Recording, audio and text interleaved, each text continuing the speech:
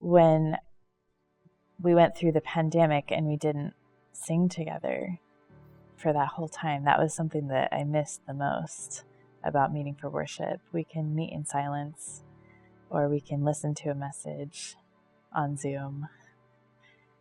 And you miss some of the being in person part of that, but it's doable.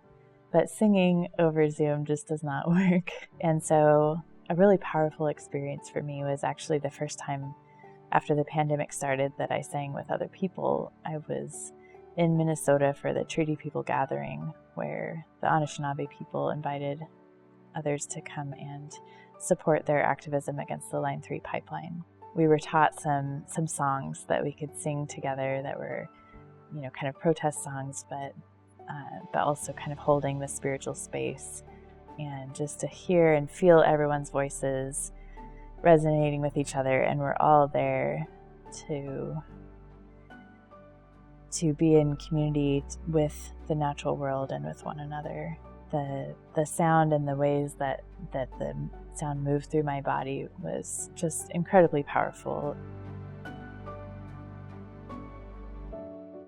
I'm Cherice Bock, and I use she, her pronouns. I'm from Oregon. I live on Kalapuya land in the Willamette Valley.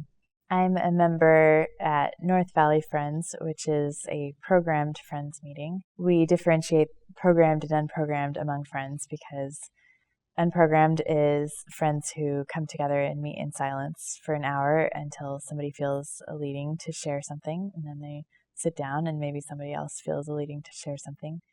A programmed meeting generally has elements that you might see in another church service from another denomination or Christian tradition.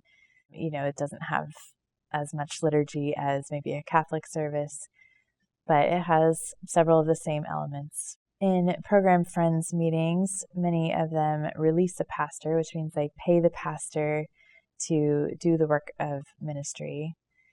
And this allows those folks who feel called to this ministry to not have to have another job. At surface level, it seems kind of the opposite of Quakerism.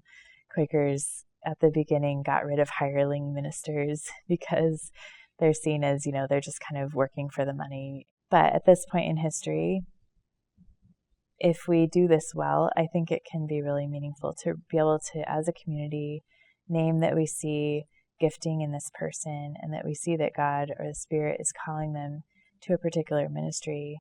And we want to support that ministry so much that we are going to offer funds from our own coffers of whatever level that we have to contribute toward that ministry and release them to be able to give their gifts among us. Being able to release someone from the concern of having to earn a living in another way is a way to open up space for the Spirit to move in their life when they have a particular calling to care for the community as a pastor.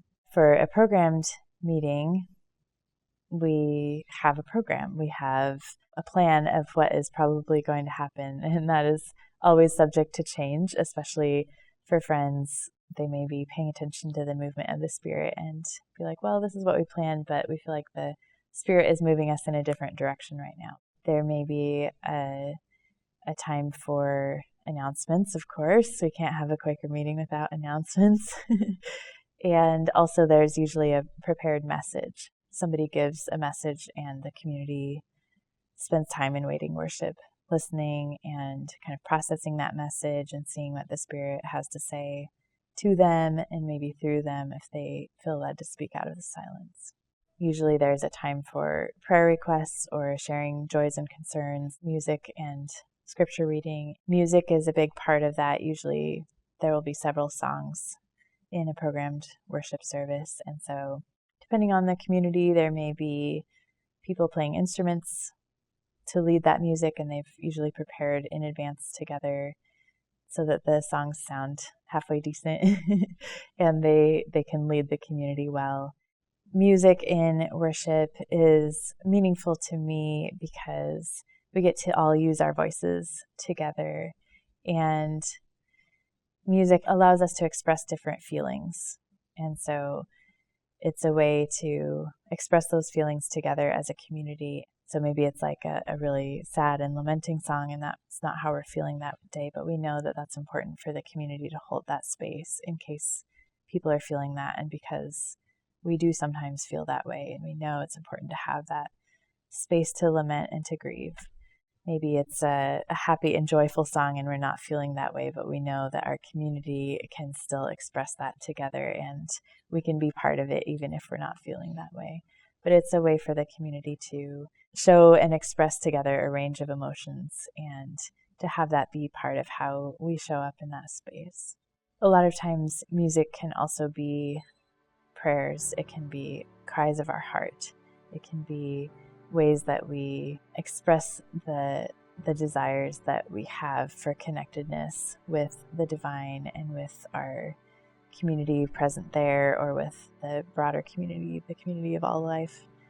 And so it can kind of inspire us to live in the ways that we would like to live in relation to God and others.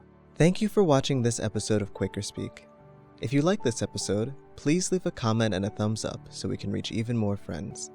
For more videos, click this playlist here. To subscribe to QuakerSpeak, click this here. And to support us, click here. Thank you so much for watching. Happy Thursday.